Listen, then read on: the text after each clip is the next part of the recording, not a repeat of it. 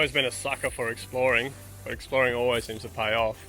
This incredible place we just stumbled across that seems to be a marina for World War II, and these seem to be like old engines that they would use in the ships from World War II.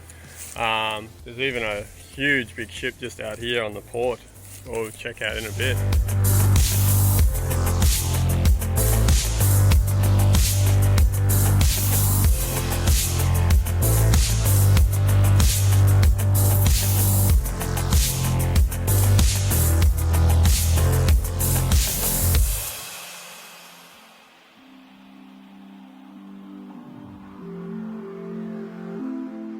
Potentially World War II stuff, and it's absolutely mind-blowing what's still here.